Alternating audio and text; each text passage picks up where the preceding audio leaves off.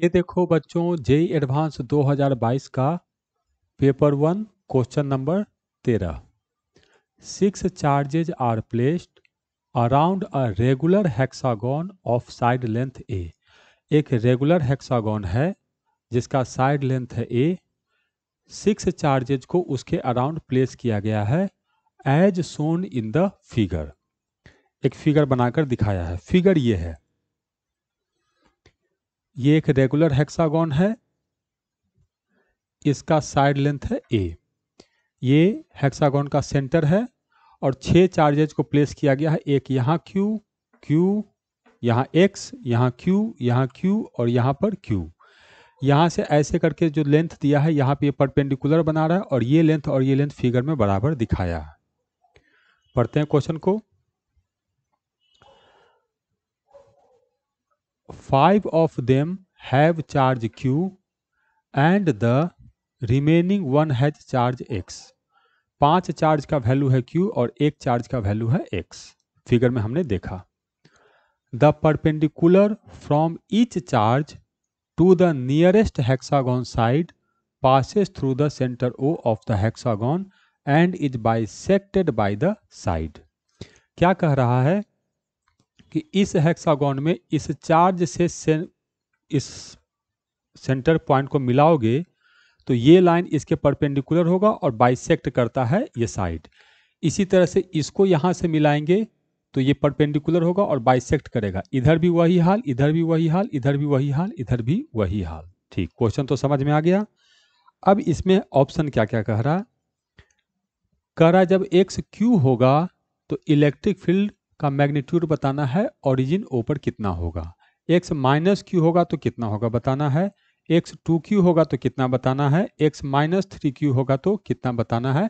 तो इसमें हमको ऑप्शन सेलेक्ट करना है। सबसे पहले फिगर को देखते हैं। अब हमें ये साइड लेंथ दिया हुआ है ए।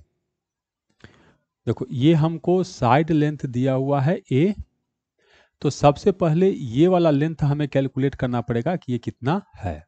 कैसे कैलकुलेट करेंगे, देखो ये लेंथ और इसको ऐसे यहाँ बढ़ा दो तो हेक्सागन में हम लोग जानते हैं कि ये और ये लेंथ हम लोग को दोनों बराबर होगा, क्योंकि जैसा ऊपर वैसा ही नीचे।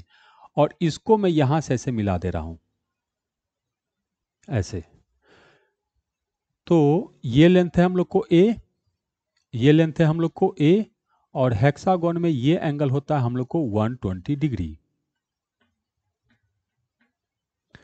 तो कोसाइन रूल से 120 डिग्री एंगल है और ये साइड लेंथ है बराबर, ये आइसोसेलेस ट्रायंगल है, तो इस साइड का लेंथ आएगा हम लोग को √3a।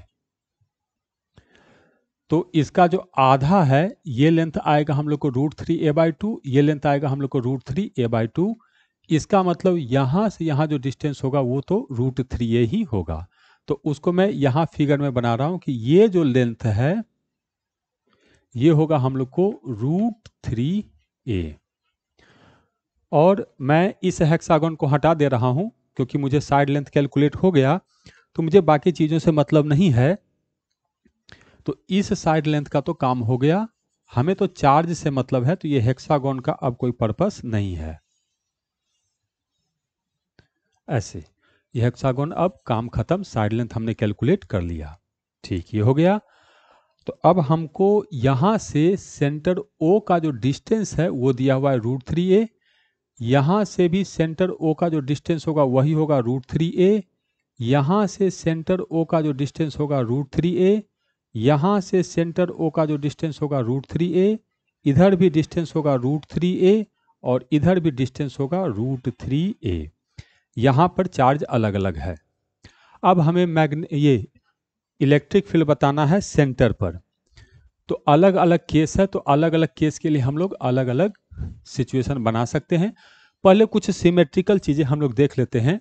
ये अगर ऐसे है तो ये भी एक हेक्सागोन बनेगा, सिमेट्रिकल है, और ये एंगल होगा हम लोग को 60 डिग्री। तो देखो अब इस चार्ज के कारण इलेक्ट्रिक फील्ड यहाँ पर इधर होगा ऐसे, और इस चार्ज के कारण इलेक्ट्रिक फील्ड यहाँ पर इधर होगा। डिस्टेंस भी बराबर, चार्ज भी बराबर, तो ये दोनों इलेक्ट्रिक फील्ड तो कैंसिल कर लेगा।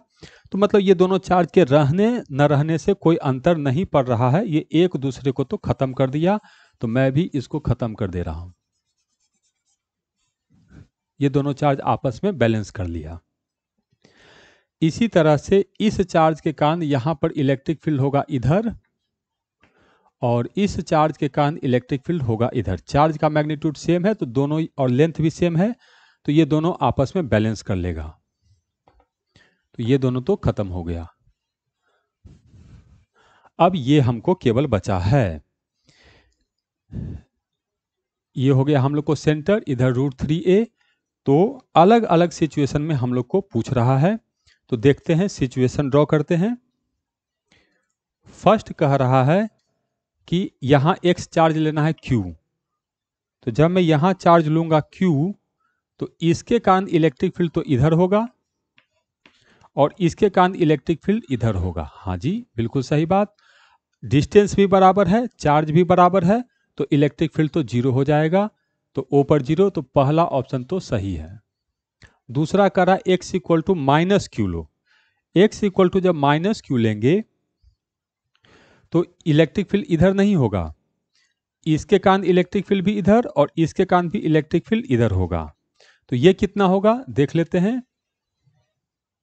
तो ये हो जाएगा हम लोग को 1/4 पाई एप्सिलॉन नॉट होगा। उसके बाद चार्ज q डिवाइडेड बाई यहाँ से यहाँ के डिस्टेंस का स्क्वायर, तो इसका स्क्वायर तो हो जाएगा 3a²। और यही चीज़ 2 बार है तो 2 से गुना करेंगे, तो टोटल इलेक्ट्रिक फील्ड आ जाएगा हम लोग को 1 डिवाइडेड बाई 4 दिए 12 है, 2 से गुना करेंगे तो 6 हो जाएगा। 6 पाई epsilon not into q divided by a²। तो कह रहा है x इक्वल टू -q पर q divided by 6 pi epsilon naught a²। q divided by 6 pi epsilon not square. हाँ, सेकंड ऑप्शन भी हम लोग का सही है। अब थर्ड देखते हैं। थर्ड में कह रहा है x इक्वल टू 2q रखना है, तो यहां से इसको ऐसे मिला दिए। कह रहा है यहां जो चार्ज रखो प्लस 2q रखो। तो ये हो गया सेंटर हम लोग को। इसके कारण इलेक्ट्रिक फील्ड हम लोग को नीचे की तरफ होगा। हाँ होगा, कितना होगा अभी लिखे ही थे, ये आ जाएगा हम लोग को q divided by 12 pi epsilon naught a²। तो इसके कारण इलेक्ट्रिक फील्ड हम लोग को ऊपर होगा, और इसका डबल होगा। तो ये इलेक्ट्रिक फील्ड आएगा हम लोग को 2q divided by 12 pi epsilon not into a²। तो दोनों को माइनस करेंगे, तो इसमें से इसको माइनस करेंगे तो आ जाएगा हम लोग को q divided by 12 pi epsilon naught a²। तो ये कह रहा है कि when x equal to 2q, potential पूछ रहा है। अच्छा, इलेक्ट्रिक फील्ड नहीं, ये तो पोटेंशियल पूछ रहा है, तो पोटेंशियल का तो कैलकुलेशन अलग करेंगे। तो पोटेंशियल के लिए तो मुझे पूरा सर्किट ही फिर से ड्रॉ करना पड़ेगा। तो ये हो जाएगा +2q, और ऐसा यहां पर भी था हम लोग को।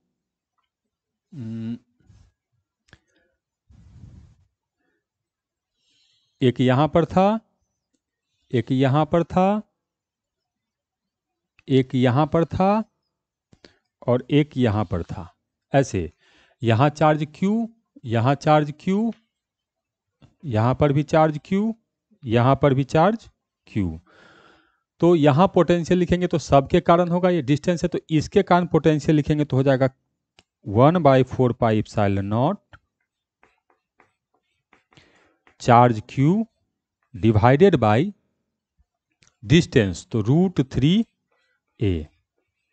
ऐसा ऐसा कितना है, 1 2 3 4 5, और इसमें इसका अलग करेंगे तो इसको 5 से गुना करेंगे तो ये 5 हो गया। इसका जब लिखेंगे तो ये आ जाएगा हम लोग को 1/4 पाई एप्सिलॉन नॉट, और 2q है तो 2q डिवाइडेड बाई डिस्टेंस तो वही है, तो √3a। तो अब इन दोनों को जोड़ देना है, तो 5 और 2 7 हो जाएगा। तो पोटेंशियल आ गया हम लोग को 1 divided by 4 pi epsilon not रहेगा। उसके बाद रहेगा 7q डिवाइडेड बाई √3a। तो कह रहा है 7q divided by 4√3, 4√3 pi epsilon not a, pi epsilon not a. तो सी ऑप्शन भी करेक्ट है। अब कह रहा है x इक्वल टू -3q ले लो, यहाँ पर -3q, और अब सेंटर पे पोटेंशियल बताओ। तो इन पांचों के कारण तो यही पोटेंशियल होगा, इसके कारण जो पोटेंशियल प्लस है वो माइनस हो जाएगा और 2 की जगह हो जाएगा बस 3। तो 5 में से 3 चला गया तो 2 हो जाएगा, तो ये बचेगा 2। तो 2 से कैंसिल करेंगे, एक मिनट देखने दो, 1 2 3 4 5 हो गया, और चार्ज है 3q, ठीक है, ये सब हो जाएगा -3q। तो 5 में से 3 जाएगा तो बचेगा 2।